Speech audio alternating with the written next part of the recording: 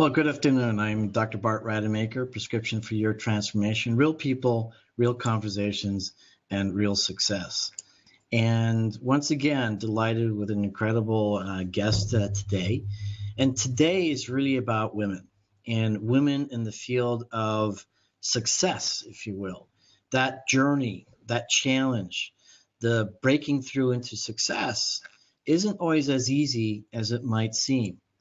And so what's exciting today is to talk to a person that is specifically focused on helping women, find that voice, find that strength, and embolden them to break through the barriers, the typical, barriers in society, and so that they can find their true potential, exercise their true potential, manifest their dreams, and make a difference in this world. And so I'm really excited to be introducing Jess Tomlinson. She's an award-winning entrepreneur and the woman who helps other women become all that they want to be. So welcome. Thank you so much, Bart. Happy to be here. Absolutely. So thanks for being here today. And so tell me a little bit about this concept of yours, to help women find their voice, to find their bold voice so that they can move forward with their dreams. Yeah. Well, I think, like so many of us that are really wanting to make the most out of our lives, it all ties back to what we've experienced ourselves. And for me, I've always felt like I'm an outspoken person, like I'm living my life to the fullest. And yet there came this time in my life where I really woke up and realized, oh crap, I'm not actually speaking up. I'm not actually speaking my truth.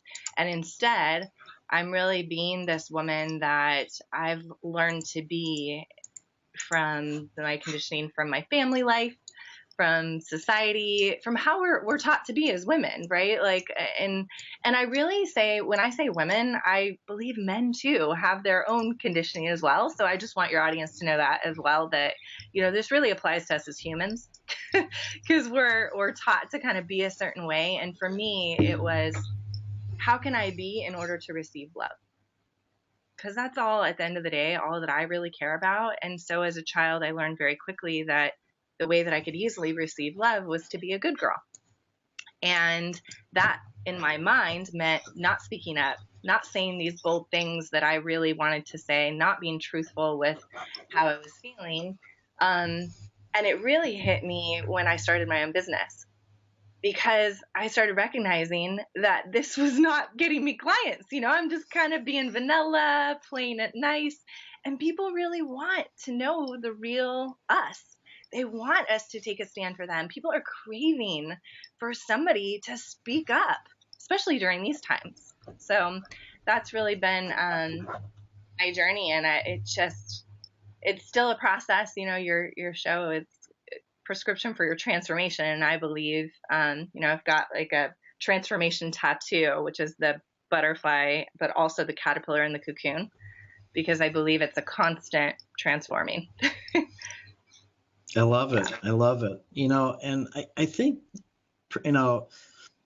my perspective, being in the business that I'm in, I'm really in the beauty business, as you will, or if you wish, as a plastic and reconstructive and regenerative surgeon.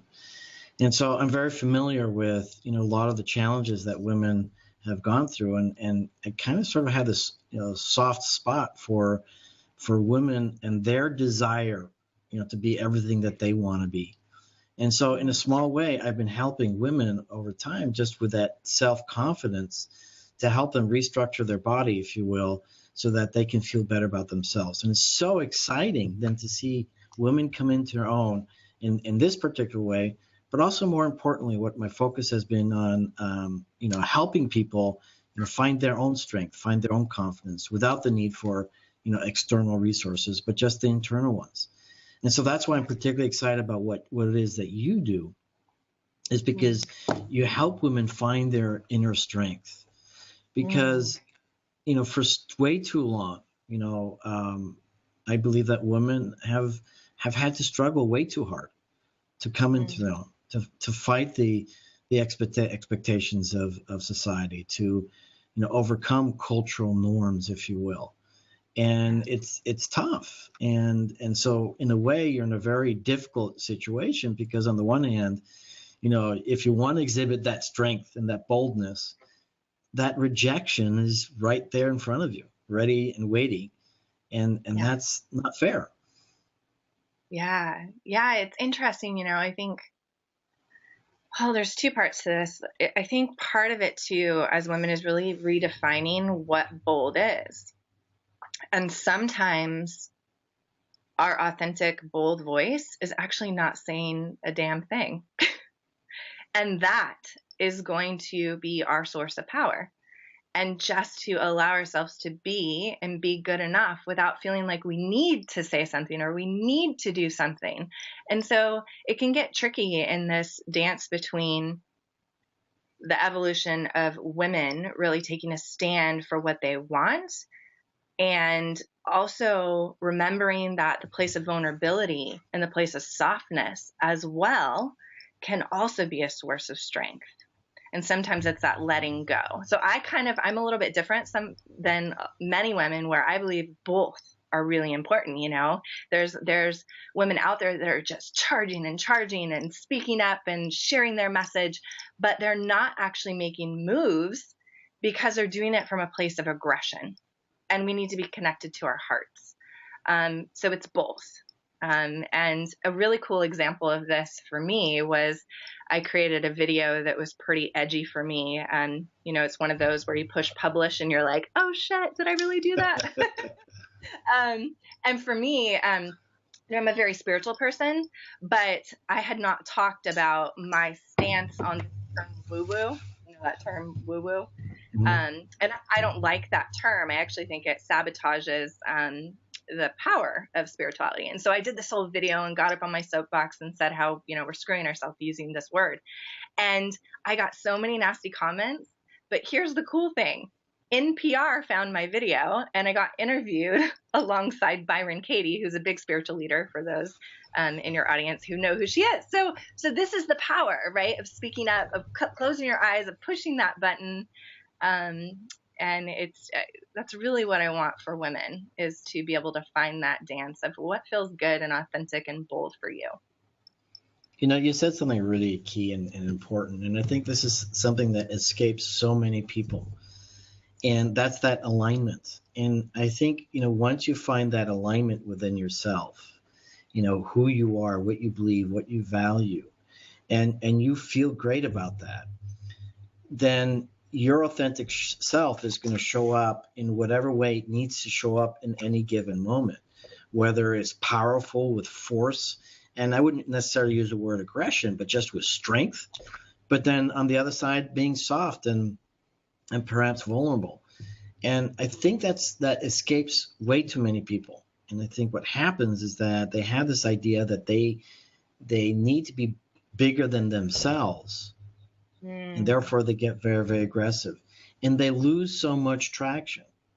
In my particular experience, because I've been very fortunate, I've grown up in 5 different countries, speak 4 languages, and live in the realm of the artistic sense of you. And so I'm tapping into a lot of different dimensions and can really see people in many different ways.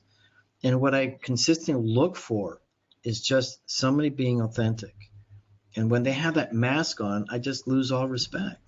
And so that's what I appreciate about what you're doing, is you're finding that authentic voice in women, helping them discover what that really is, because that's where the power is. And that's the magic and the gift that women can offer everyone, this world, especially in these days, so that your nurturing power, your nurturing gift can expand so much more, but not through aggression. Right. Yeah, I love that you did bring up this piece around alignment, because that's what I've noticed has been so huge for me. And the way that I discovered this was these 3 different parts inside of myself. It sounds like I have multiple personalities, but really these are inside of women, inside of men, and I found them inside of myself, and I call them the 3 client attraction archetypes because I help women in business. And back in my relationship coaching days, which I'm still doing some of, it's the feminine power archetypes. And they're the same archetypes, though, no matter if you're talking about life, business, relationships. And these 3 flavors or qualities within ourselves are the playful, the fierce, and the sexy. So we need them all. And I call them the playful child, the radiant rebel, and the sexy feminine, or the sexy masculine if you're a guy like yourself. Love And it. yeah, and these parts inside of ourselves can feel like, oh, we need to deny 2 of them and really just be one, because that's who we really are. And I argue that no, all of us as humans are actually all parts of these different archetypes. And the key to success, the key to no matter what you're trying to achieve in your life or how you want to feel, is adopting these different flavors of who we are and coming into alignment. And the problem that I see with many women and men is that we identify so strongly with one of them. So like, for example, say you're really in the radiant rebel. This is the fierce side. This is that tendency to really go with the aggression and take action. And that's a beautiful quality. And you can identify so much with that you won't connect to your heart, and you'll forget to just allow yourself to be and be good enough. That's one of my favorite mantras. Just give yourself permission to be and be good enough. So all the different qualities are important. I love that word. I use this all the time, permission. So often we just don't give ourselves permission to just be who we want to be, and just stop being so self-critical, which I want to get back to in a moment, because you have your particular thoughts about self-criticisms and also criticism from society. But the key thing that I feel that I want to share with what you just talked about is, our identities. And it's such an unconscious thing. We consciously tell ourselves of an identity, but unconsciously we process that. And it's interesting when you talk about the archetypes, because that's just an incredible perspective of symbolism as well, that we can associate at a very, very deep level unconsciously. And so when you talk about being the radiant rebel or, the sexy feminine, it's a whole list of different things that you then identify, and act unconsciously. And so that's key. And I love that you then give people that opportunity to start finding that identity that's right for them. Yeah. Because sometimes people are just the rebel, not even the radiant rebel. And that's kind of, shortchanging yourself as to what your real potential is. And so yeah. I love that idea of what you're doing. But self-criticism, tell me a little bit about that. It's such a big topic, and it really is. The word that's coming to mind is like poison. It's just poison. And the more that we can be gentle with ourselves, and really, one of my favorite quotes, I swear I say this every single interview I do you know who Wavy Gravy is? He was like an activist. Okay, he was an activist in like the 60s or 70s, I can't remember. And he talks about we're all just bozos on the bus. Like, we're all just riding along, sitting there on the bus, a bunch of bozos, and yet we're looking at the bozo next to us thinking, God, she's so awesome. I wish I was like her. She's got her life together. And secretively, the other person is thinking the same thing about, the person who's thinking like amazing. And so it really comes back to what I think is so much freedom, remembering that we're all just human. We're all just bozos on this bus doing this thing called life, trying to figure it out. And that allows us to be more in alignment with ourselves, because we're not constantly striving to like be this perfect person. And instead, we're doing what I call shedding the shoulds. So the shoulds from I should be nice, or I should be perfect, or I should be more beautiful, or I should be more funny, or I should be more fierce, or whatever it is, right?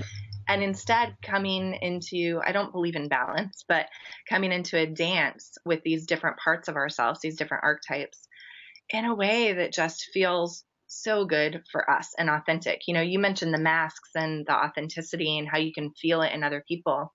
And I would say yes.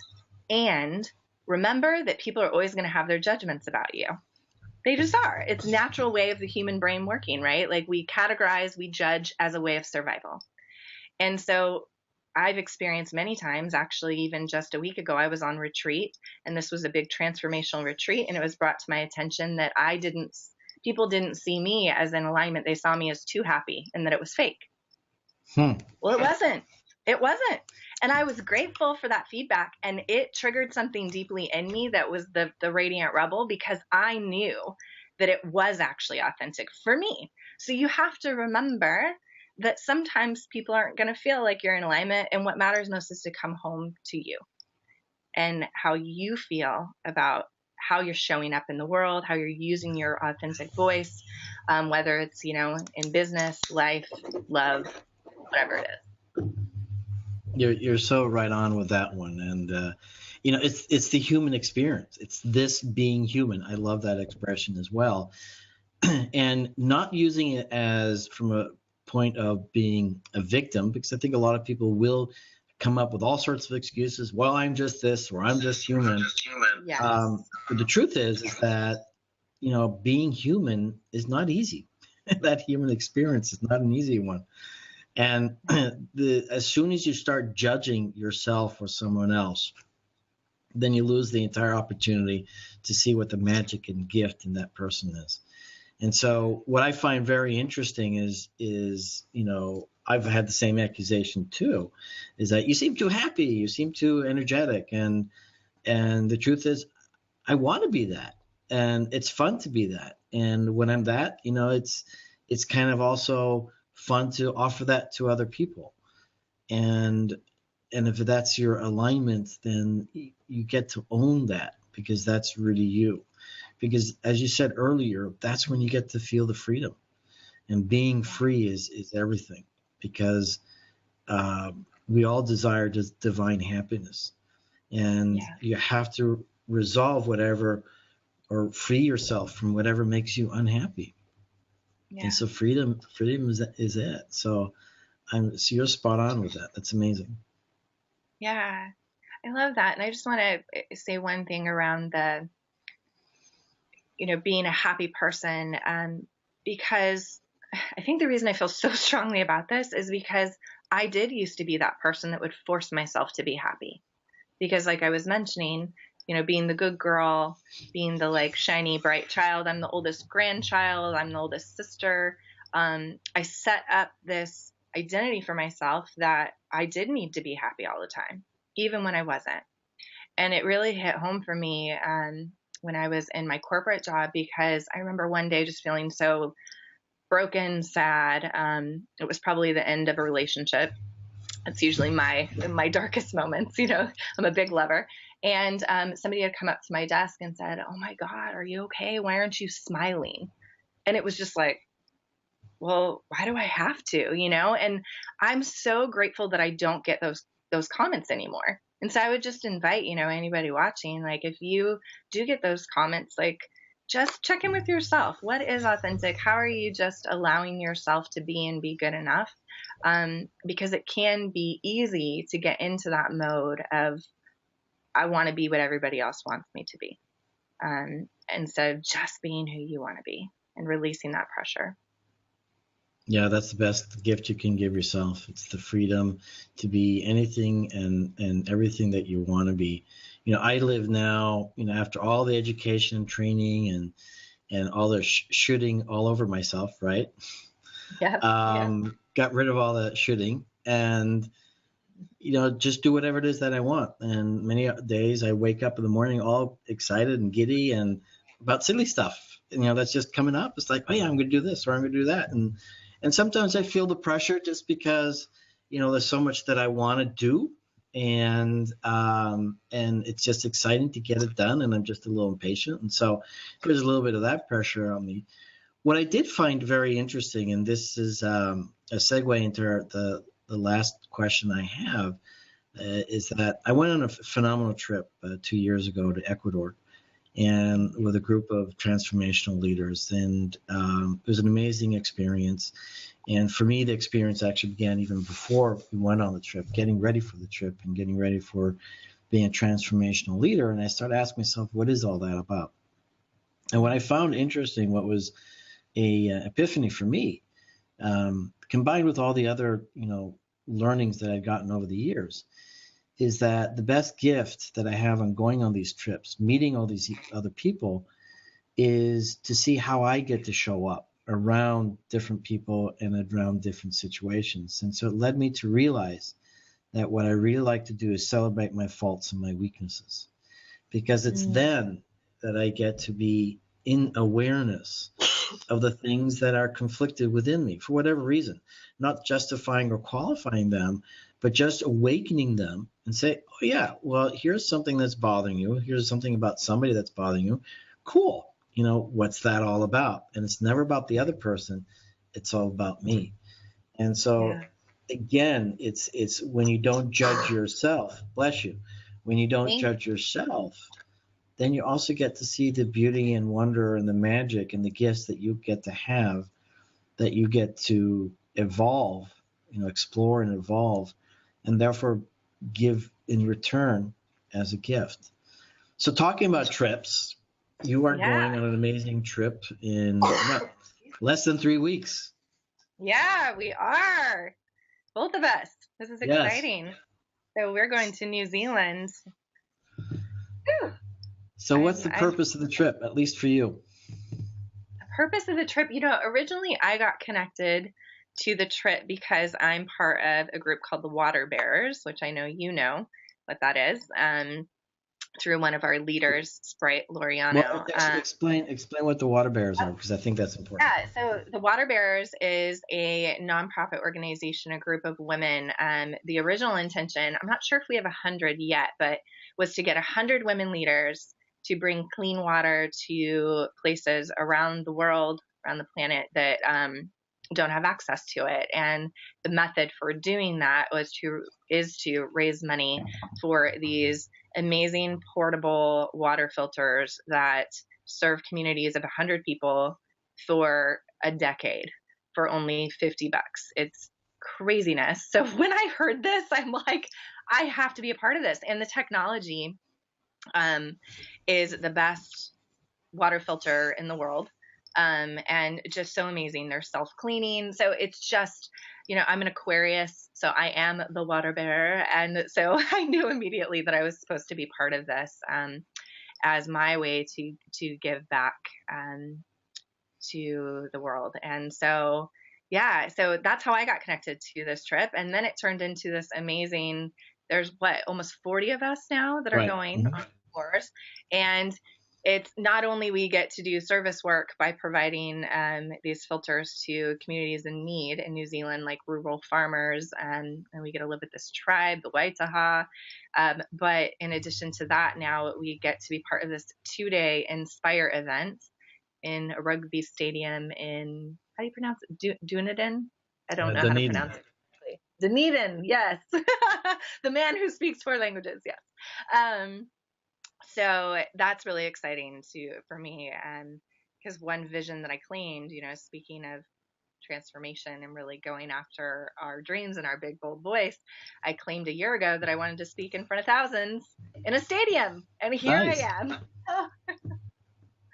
I'm very excited to be going on this trip with you, Bart. I'm with everybody else, and it's exciting because the first organization, the Water Bearers, it's organized by Sprite Loriano, and she's Sprite Loriano Global. And the trip currently is Live Your List Productions with Robert Evans.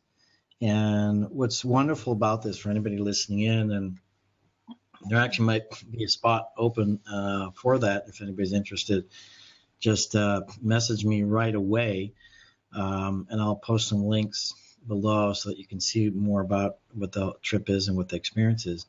But it truly is a transformational trip on so many different levels. Number one, this amazing group of people that you would otherwise not get to meet, learning from them, learning their medicine, learning their magic, learning their gifts, and really opening your vision and your horizons to so many new perspectives.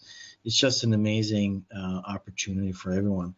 But then in addition to that, with this amazing group of people undergoing these amazing experiences and adventures in the beautiful country of New Zealand, and then also doing some humanitarian work in an area that, is not so expected. Most people think that New Zealand is so well developed, but, like many countries in the world, they have their own indigenous tribes. In fact, the Waitaha was only discovered, I think in the 1980s.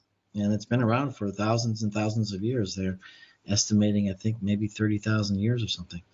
And for the first time within the last 2 years, they're actually allowing the public to come visit. So we're one of the first people or groups, perhaps even the first group to actually go there. Don't quote me on that one.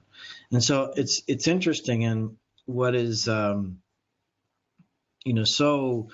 non-obvious, if you will, is the need for water. I mean, we're so used to having potable water. We have water that is safe, but so many indigenous tribes throughout the world lack that water, and they die. They die because of it. They die because they don't have clean water. And going to Ecuador 2 years ago, we changed the lives of, I believe, about 10,000 people simply because we brought these water filters. And we're expecting to do the same thing there as well. One of those filters, which is only $50, will take care of 100 people for a minimum of 10 years. And it's just, a huge impact. I mean, it's just stunning what just $50 would do to change an entire tribe. So that's what we're doing there in New Zealand. So my question for you before we wrap it up, what are some sort of thoughts or expectations or outcomes that you have prior to going to New Zealand? I mean, what's going on in your mind? Because the plan is that I'm going to follow you throughout the entire experience, throughout the entire adventure, and several other people that are going. I'll be interviewing you during the trip and then afterwards. And so what are some of the things that you're thinking before you go? What are some of the things? Oh, there's so many thoughts. The main thing that I can share is that this trip I'm really dedicating to my best friend who died a few months ago. She died December 19th. And what was interesting is we didn't know that we were going to be speaking on a huge stage at that point. It was after she died that I came home and we found out that we were booked for this large venue to share our message. And the beautiful thing about that, my friend's name is Mary Jane. She was very worried about being forgotten. She's just my age. She died at 32. She would have been 33 now. And she had said to several people, I don't want to be forgotten. I'm afraid I'm going to be forgotten. And so my biggest intention is just to fill that stadium with so much of her love. And she was born on Valentine's Day. And my talk really is dedicated to her and some of the lessons that I learned from her, but also just how she really taught me to just keep embracing my full self, no matter what I was doing. We need those people in our lives. And so my biggest intention is to just share her love through me on this trip. And then the second thing that I'm just so excited is just to learn more from the Waitaha. How can we, learn from this ancient tribe to get back to the things that really matter, which for me is living from this place of your heart, of your truth, being bold, and just, I want to be used up, when I die. Death is very present for me right now, losing my best friend. So, that's what I'm really looking forward to. Well, we're here to support you in every way, and her as well. None of us want to be forgotten, and certainly we'll make sure that doesn't happen with her. Yeah. So I want to thank you for today. It's very exciting to be going on this trip. It's very exciting to be a force of good and a force of change in the world, coming from that authentic place. And that's also the reason for my platform, Prescription for Your Transformation, is really specifically to meet people like yourself so that more people can find you, and so you can help them, and in turn you can build your business and your mission and your vision, and have even a bigger and bolder voice for all of us, and just make that happen. So Jess, I really want to thank you for today. Excited to be connecting with you on this 2-week adventure in New Zealand. We leave at the end of this month. And so before we go, are there any last words that you want to share to anybody who's listening in? There are, and thank you so much, Bart, for having me. I really appreciate this. It's these kind of conversations that I think really make a big impact. We need more of them. So thank you for that. And I really just want to re-emphasize this, we're all disposos on the bus, and give yourself permission to be and be good enough, because I can't tell you how much that has impacted me in my own life. And I really want it to impact you in yours, whether it's business or love. And then lastly, is it okay if I share with them a quiz that they can take to find out their archetype? It's free. Absolutely. Yes. And more importantly, how do people find you? Yeah, they can find me at actually the best way to find me is to choose which of these quizzes you would want. So if you're finding yourself hiding in relationships, or if you're finding yourself hiding in business, you're a business owner and you want to show up more in business, the best way is to go and choose one of these quizzes. And you can do that at jesstomlinson.com/welcome. And you'll see 2 different images. You can choose your quiz. If you don't want to do that, then you can find me on Facebook. My page is Jess Tomlinson. So I would say that is the best way to find me right now. My website is all relationship stuff right now. So if you're interested in that, you can do that. It's just a slower way, I would say, to connect with me. Perfect. Love it. And then just do me a favor, because I'm not always as fast as I like to be. It's like I said earlier on, I have so many things I want to do and I don't get to them necessarily in a timely fashion. But write those addresses on the comment box underneath our video, then they'll get up right away. And then I'll make sure that they get posted otherwise as well. But Jess, I'm very excited once again to have met you. Very excited to be going on this adventure. And also super excited to help and support you in all your ventures and messages and mission in life. So I want to thank you. And Dr. Bart Rademaker, Prescription for Your Transformation, Real People, Real Success, and Real Conversations. Thank you so much.